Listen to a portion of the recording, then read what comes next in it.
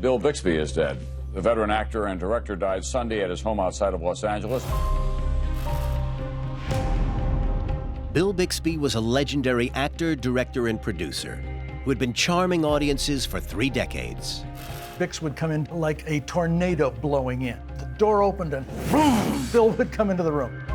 Full of energy. Oh my God. He would wear you out.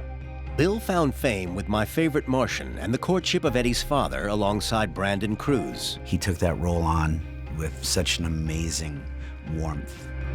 Before cementing his stardom in The Incredible Hulk, but his celebrated performance hid heartache. Between every scene, sometimes during the scene, you could see tears flowing down his face. If Bill had been there, he might have been able to save his son, and he really, really believed that. Despite his clean-cut image, there was another side to Bill Bixby. Bill began to get into a little bit of cocaine, and I talked to him about it. You gotta be careful here. And he used his acting skills to mask the fact that he was suffering from a disease that was killing him. If any human was gonna beat it, my money would have been on Bill. I'm going to live. Mm-hmm. You're going to have to take my life from me. But on November 21st, 1993, the world was saddened by the news that Bill Bixby had died at the age of 59. Bill Bixby was diagnosed with prostate cancer around 3 years before his death. Even at the time, this was a disease that killed a very small percentage diagnosed with it. So I want to know why a fit and healthy man died from such a treatable illness at the age of just 59.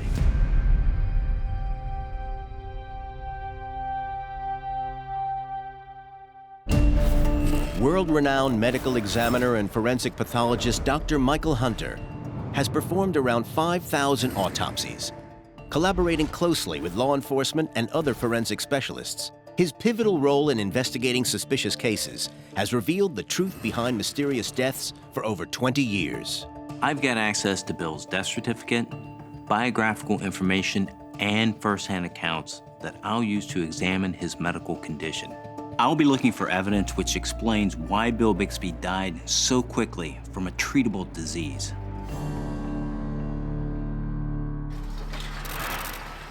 January 1991, Austin, Texas, 2 years and 10 months before Bill's death. Bill Bixby has been in the Hollywood spotlight for 3 decades as both an actor and prolific director. Okay, guys, now. Today, he's directing the CBS movie Another Pair of Aces. He was a complete and consummate professional who knew all the aspects of the business. He knew what directors were up against. He had been an actor for a long time. And also, he'd been a star for a long time. Bill has recently found love for a second time. A month ago, he married Canadian waitress Laura Jane Michael. It was a real star-studded kind of event and a beautiful wedding, and when there were flowers everywhere, and she seemed like a lovely lady. Although Bill's work and personal life are in great shape, physically, he's not. He was complaining about his back and joints. He was in his 50s, he gets some aches and pains, and he didn't lead a sedentary lifestyle. He was not incredibly overactive either. But Bill didn't let the pain in his back and hip joints prevent him from doing his job. He wanted to work and give it all. He was macho man. They don't like to admit that they're vulnerable.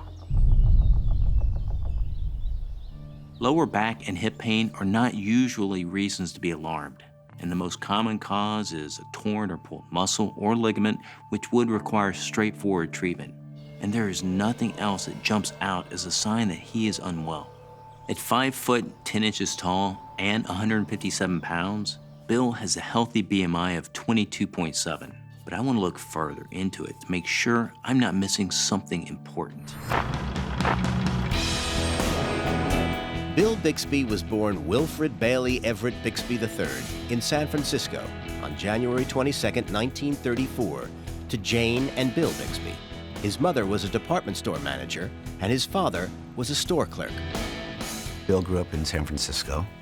He had a kind of a very strict upbringing, and his mother was, she was a force. She was very dictatorial, very much of a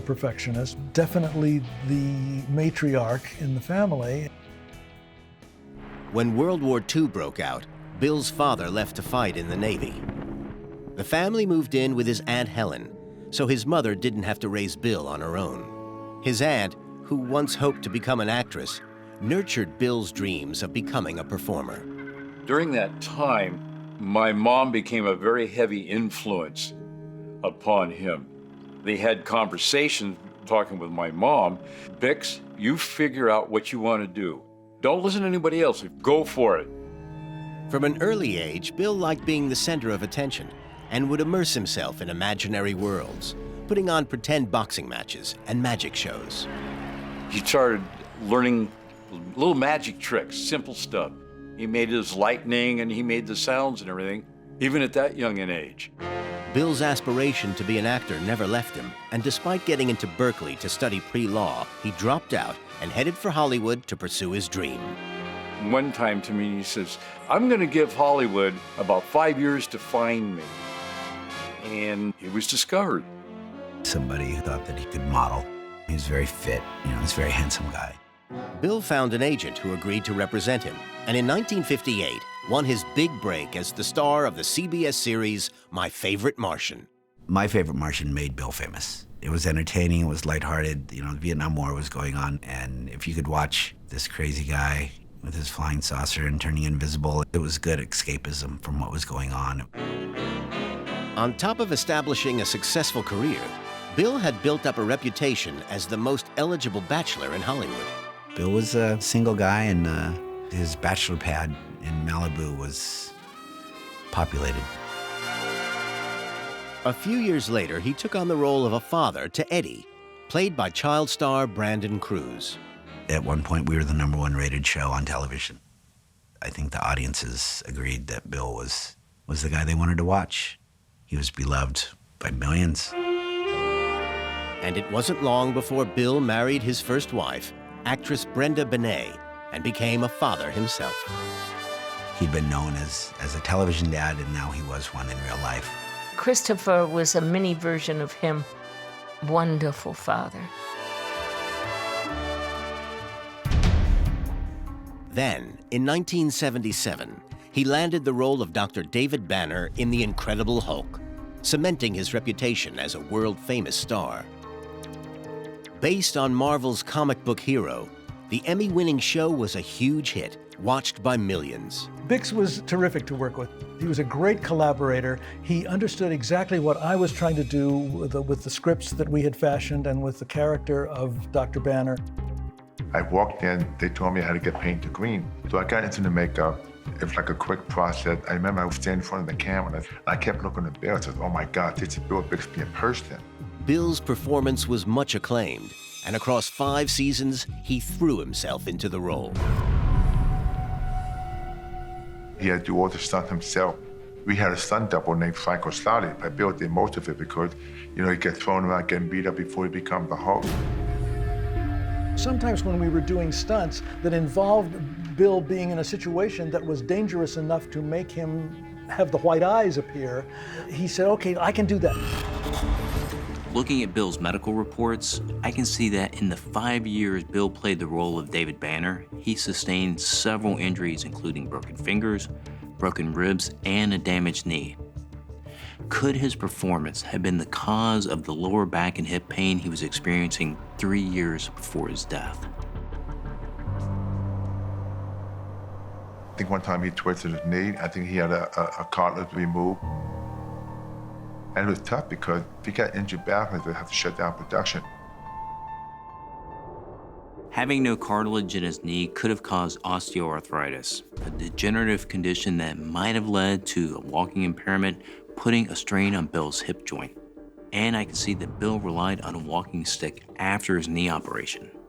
More significantly, the damaged knee and hip, combined with the broken ribs, could have resulted in a condition called polytrauma, where a patient receives multiple traumatic injuries, seriously endangering one or more vital functions. This condition can weaken the immune system, which in turn could allow cancer cells to develop in the areas of injury. However, there is nothing in Bill's medical information to suggest that his injuries resulted in serious organ damage. So I have to rule this out as a contributory factor to his death. Symptoms of prostate cancer include pain or stiffness in the bones around the pelvis and lower back.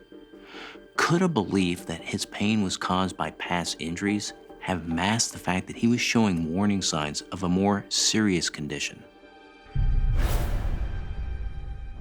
February 1991, Los Angeles, 2 years and 9 months before Bill's death. Bill visits his doctor for a routine checkup. He's sent for follow-up tests. And just 12 days after his wedding reception, the doctor delivers the devastating news. It's prostate cancer. The phone rang one day and I heard what I always did. Kenny? Bix. I said, how are you? He said, okay. However, I do have prostate cancer. I said, oh, what? And he said, yeah. And I said, okay. How far along are you? He said, further along than I should be.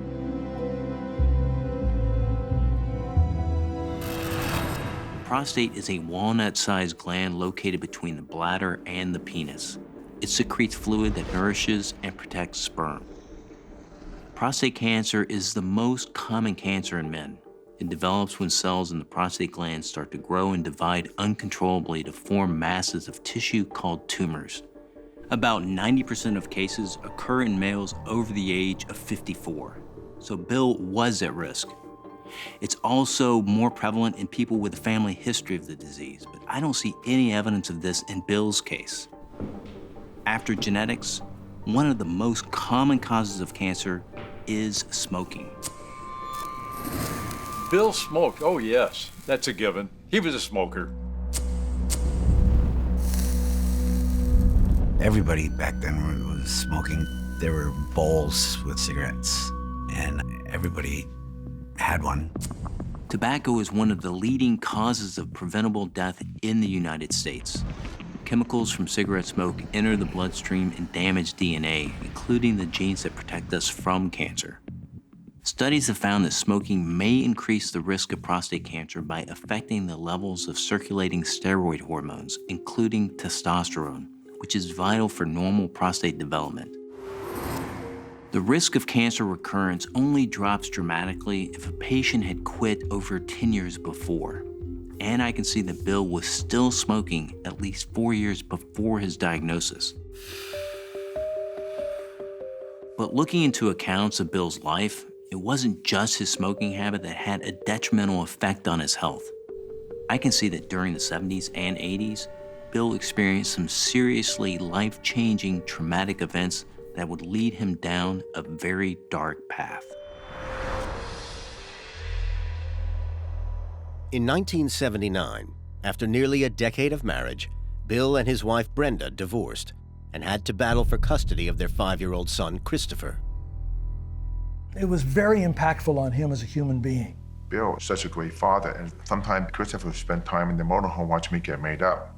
He was like a miniature Bill Bixby. But it wasn't just the divorce that had a traumatic impact on Bill's life. When Christopher was 6, a skiing trip to Mammoth Lakes, California with his mother Brenda turned into a tragedy. He had been skiing with his mother in Mammoth and was not feeling well. Bill didn't want him to go.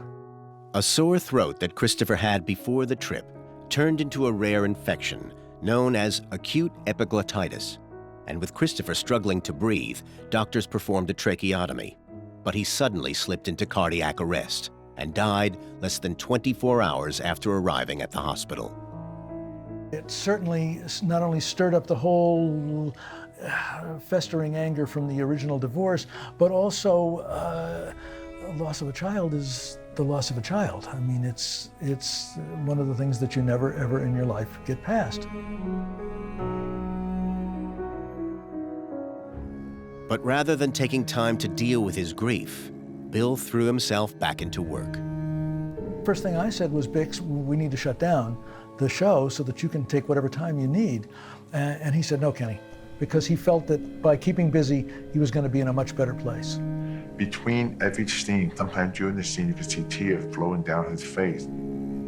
Rushing grief by going back into normality very quickly, while it might seem like a great idea, what belies it sometimes is, again, avoidance. In Bill's case, he goes back to work within days. There wasn't enough time to do that important work of grief. Some studies have shown that prolonged periods of suppressed grief may trigger the onset of cancer. When this emotional trauma is unresolved, the body system is in a constant state of stress, caused by the increased levels of the stress hormone cortisol. In short spurts, cortisol can boost immunity, but over time, immune cells become desensitized, and white blood cells are reduced, making the body less able to fight it once it's developed. However, there is only limited scientific evidence that unresolved grief directly causes cancer. So I can't be sure that it had a direct impact on Bill's prostate cancer.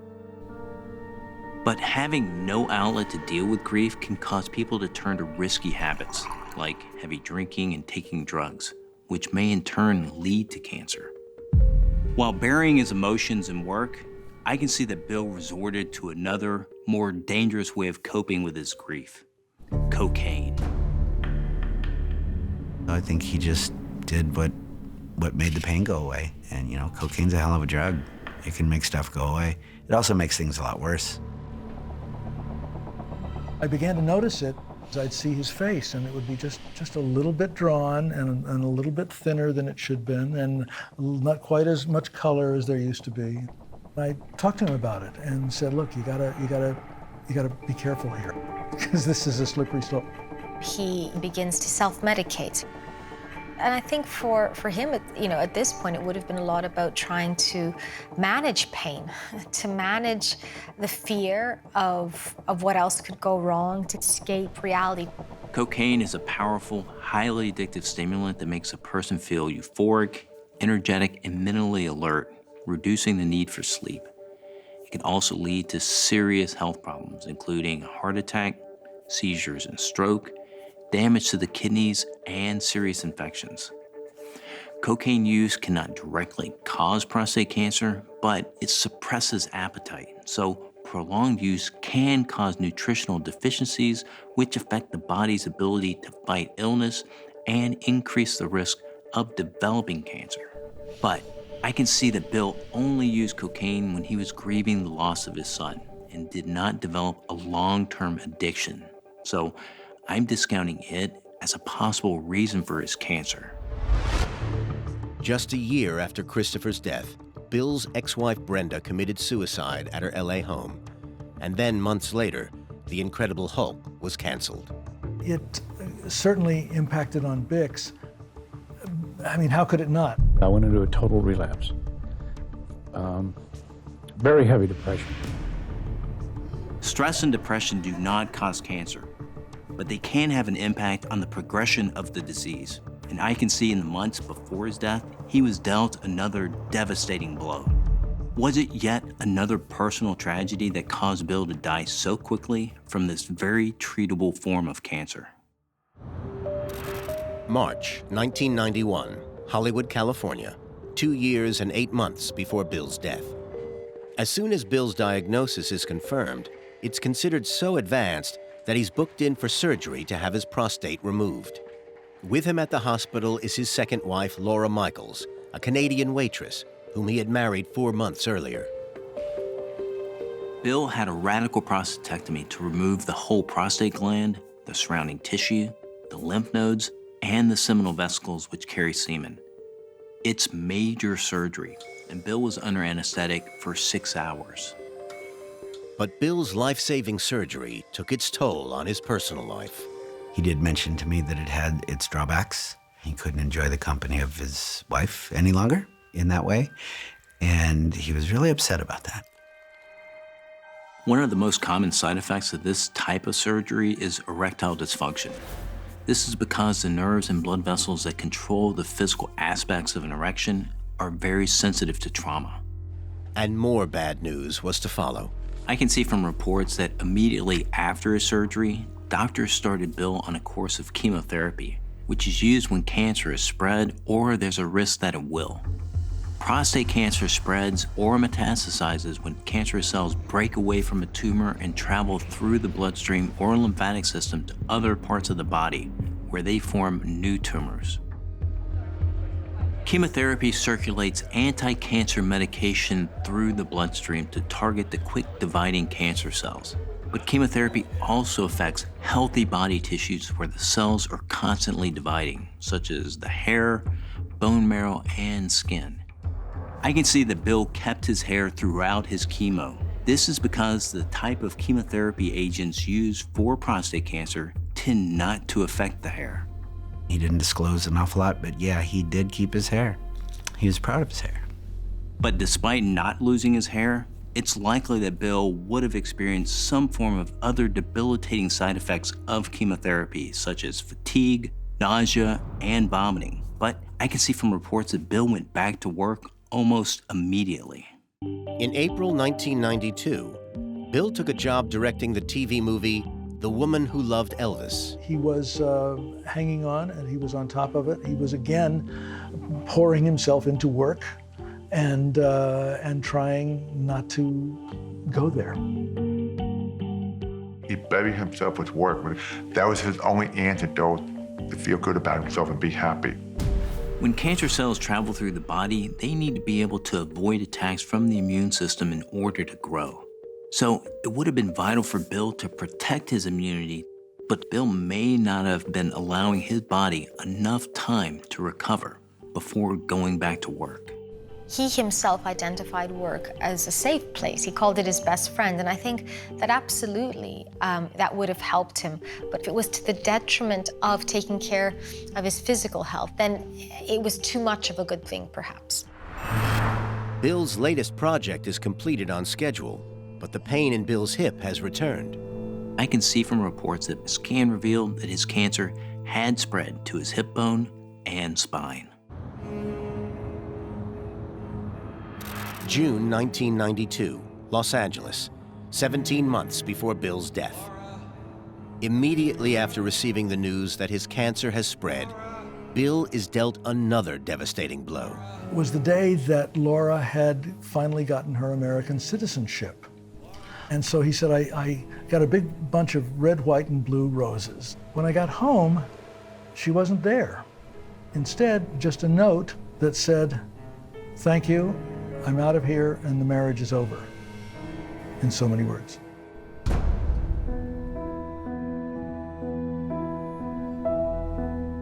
Struggling with the twin blows of his cancer progression and his second wife leaving him, Bill begins psychotherapy. Despite the fact that he was a positive person, my reading of him is that he didn't perhaps spend too much time thinking about things. He was like, going to get on and I'm going to move forward and it'll be fine. And while this worked some of the time, it's clear that by this point it was taking his toll. It was time to really talk about how this quite tragic life had affected him. And so he begins psychotherapy. Following the death of his son, Brenda's suicide, and the loss of his job, Bill suppressed his grief, potentially resulting in chronic stress. But this time, he found a way to deal with his psychological distress, so I don't believe that it contributed to the progression of his cancer. October 1992, Sunset Gower Studios, Los Angeles, 13 months before Bill's death. Once again, Bill immerses himself in his work and is hired to direct the NBC sitcom Blossom. At first, he hides his illness from the cast. Bill was the type of person that would downplay his illness because he needed to be up for the cast to be up. But Bill's spreading cancer was causing a visible decline. And at a Thanksgiving gathering, he finally tells the cast and crew about his illness. By November of 1992, Bill had tried chemotherapy and radiotherapy, but both had failed to stop the spread of his cancer, and he now had no chance of making a full recovery. However, it's possible to live with prostate cancer for many years if its growth can be managed. And I can see that Bill's doctors suggested a brand new experimental treatment. November 30th, 1992, University of California Medical Center, Los Angeles, 11 months before Bill's death. Bill has agreed to take part in an 8-week clinical trial for the drug Surin. Surin was an experimental drug in the early stages of testing for prostate cancer and had displayed a promising but not yet proven ability to slow the spread of cancer. Surin blocks cells from exposure to testosterone, which stimulates tumor growth. Bix told me that there had been some new clinical trials that he had become involved in the hopes that it might be something that would help turn the corner for him. This Surin man was given to me by the second patient who went through the program at UCLA. How is Surin administered? How do you take it? Well, fortunately, it's called a snap lock, but here's all the instrumentation. Oh, my. You see, it goes into my body here. That's my blood, which is stopped by a clip here, and I have to clean this myself and give myself an injection every night that I don't go to the hospital just to clean the line. It's called heparin. Yes. And it thins out the blood so that it won't, this line runs all the way to my heart. Bill was one of the few people in the nation to be treated with Surin, so he was taking a risk on a largely untested drug. This shows that Bill was willing to try anything to fight his cancer. January 1993, Los Angeles, 10 months before Bill's death. Bill is talking to a new love interest, a recent widow named Judith Kleban. They had recently been introduced by friends. He talked to Judith on the phone for hours. But it wasn't all good news. So far, Bill's cancer had not responded to any of the treatments he'd received. The metastatic cancer had spread to his liver, bones, and bladder, which will have made him feel incredibly weak. It was a dodgy time for me, and there was a day that I thought I would be dead by the next morning. But I've discovered that doctors started Bill on a new course of hormone deprivation therapy. This was a last attempt to prolong Bill's life. Prostate cancer oftentimes needs testosterone to grow.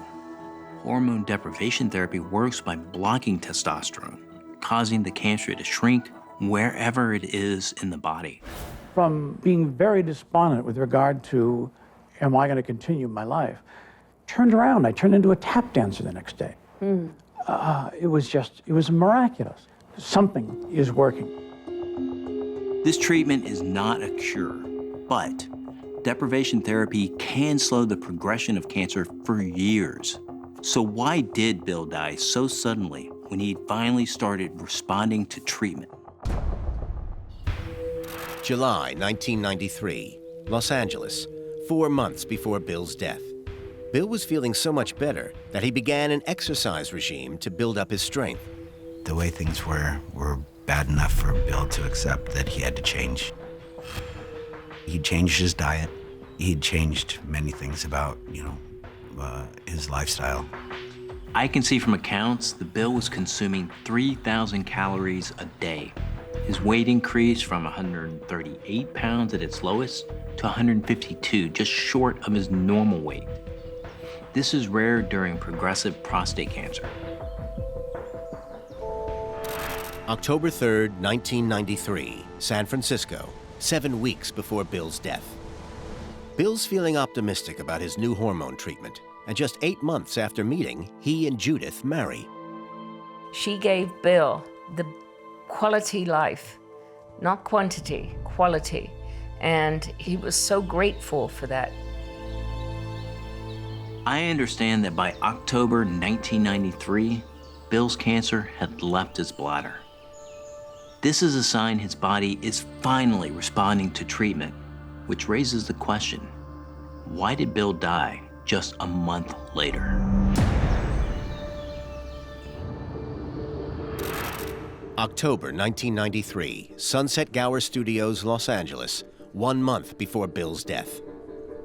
Bill returns to his job directing Blossom and openly speaks to the press about the progress he's making.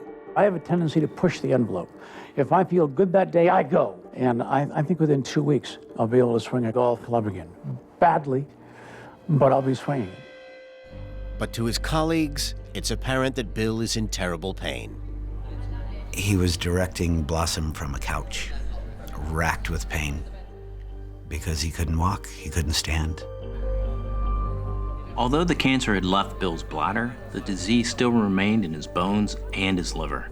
Bill was feeling more energetic for this brief period of time, but despite Bill's efforts to build up strength, he would still have suffered fatigue, weight loss, pain in his bones, and potentially urinary and bowel problems, fever, and confusion. Bill had tried all of the treatments available to him, from chemotherapy to experimental drugs, but his cancer was too advanced for a new treatment to add years to his life. But despite his bleak prognosis, Bill clung to the belief that he could still beat the cancer. 2 weeks before he passed away, he called me and he said, "Hey, I want you to come by and have lunch." And when I saw him, there was a big difference. He was really, really gaunt. He'd lost a lot of weight. He was a little shaky. And to see the strong, vibrant guy that I knew in that state, telling me he was still gonna beat it, that was tough.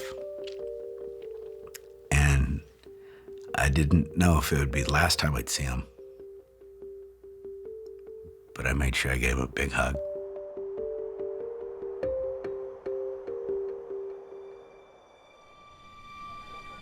November 8th, 1993, Sunset Gower Studios, Los Angeles, 13 days before Bill's death.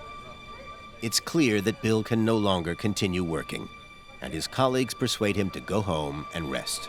I heard that people talked to him and stepped in and said, you don't need to keep doing this. He needed to keep doing it.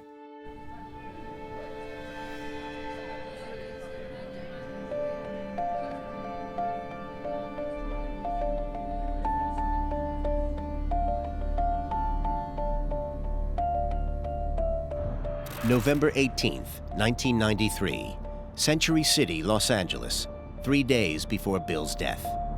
After leaving the Blossom set, Bill is resting at home in his Century City apartment. His condition is monitored, and a nurse administers pain relief. That last week that I talked to him before he died, I finally saw a little crack in the ice. I really felt that there were tears in his eyes, that he wasn't going to be able to continue to be living and with us. November 21st, 1993, 1 hour before Bill's death. Judith fills the room with orchids, Bill's favorite flowers. In Bill's final hour, the couple reportedly argue over who loves who more. He was on enough medication, I don't know how much pain he was in, but the mental pain that he probably felt, feeling that it was going to get him.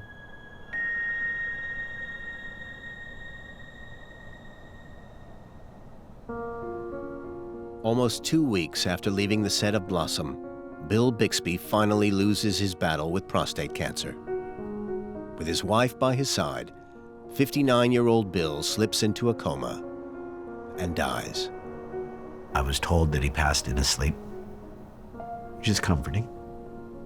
I mean, at some point you gotta say, I did all I could, but I'd like to think he realized it was okay to give up.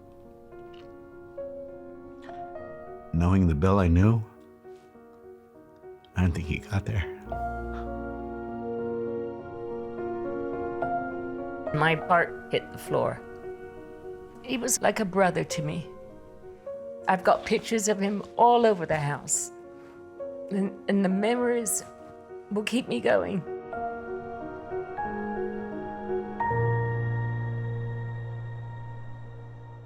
Actor and TV director Bill Bixby died Sunday following a long battle with prostate cancer.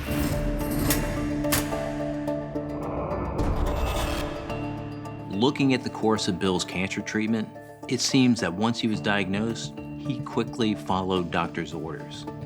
So I have to wonder, what caused Bill to die in under 3 years of his diagnosis? I can see from reports that just 3 weeks before Bill's death, he suffered from shingles. This virus lies dormant in the spinal cord following childhood chickenpox. and is only reactivated when the body's immune system is weakened. The reactivated virus travels along nerve fibers to the areas of the skin around them, causing a painful skin rash on one side of the body. Bill's shingles was the result of the chemotherapy he was receiving, which reduces immunity by preventing bone marrow from producing white blood cells, which in turn makes the body more vulnerable to infection. In addition, Bill was working 12 to 14-hour days, which will have further weakened his immunity, making it even harder to fight the infection. As a result, shingles could have been life-threatening. If left untreated, shingles can spread to internal organs, especially the lungs and central nervous system, including the brain, causing serious complications such as pneumonia, stroke, or meningitis. But looking further into the evidence, Dr. Hunter is not convinced that this is what caused Bill's death. Looking deeper into the medical information, I can see that Bill's shingles did not go undetected, and it's likely his doctors provided medication to help fight it. So I have to rule out shingles as a contributing factor to Bill's death. Bill religiously followed doctor's orders after his diagnosis and received high-quality medical care throughout his illness. So I want to look at his behavior before his diagnosis to see if that provides any clues to why he died so quickly. Bill's friend Dick Martin claimed to have nagged Bill to go to a urologist, and I believe Bill's decision not to go for a screening sooner was a fatal error. It was 5 years that he was nagging him. We were having dinner one night at the beach, talking about colonoscopies. Everyone over 50, they gotta have a colonoscopy. And Bill said, oh, I've never had a colonoscopy. And Dick went ballistic.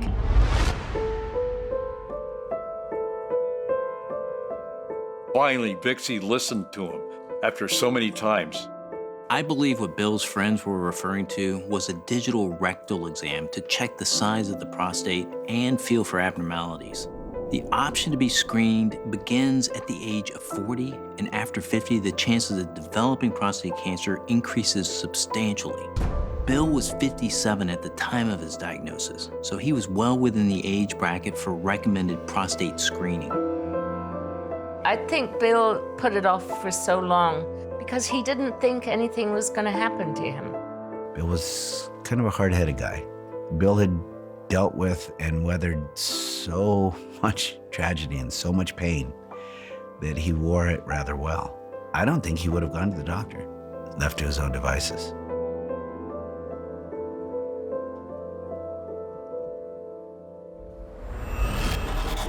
Early-stage prostate cancer often has no signs or symptoms, so screening is often the only means of detection.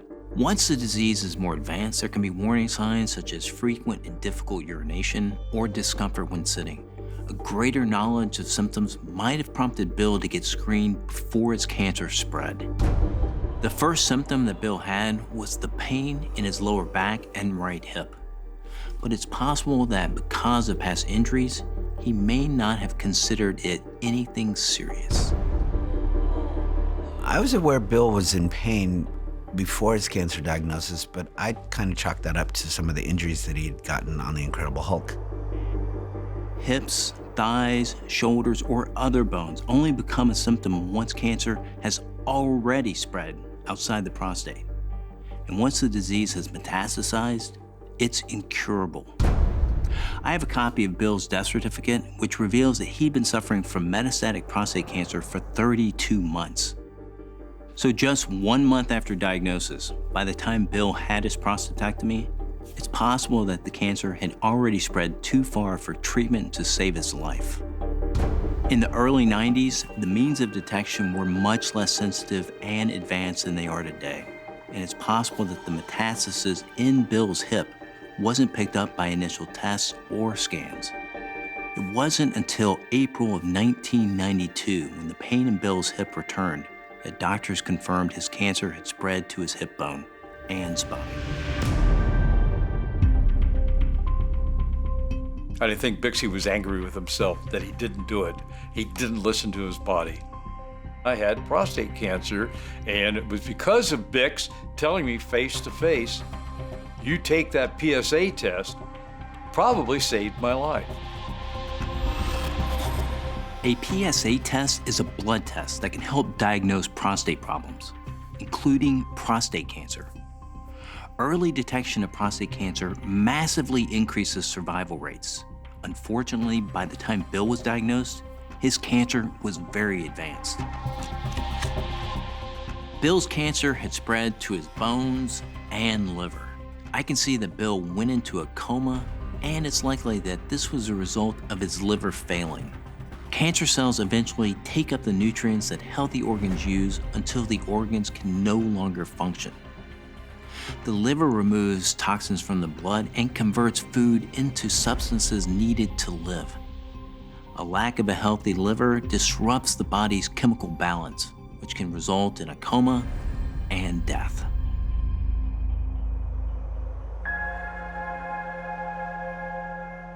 Bill fought hard to pursue his dream of becoming an actor, and he fought depression during a period of extreme trauma. When he was presented with the biggest battle of his life, he truly believed until the bitter end that he could win that one too.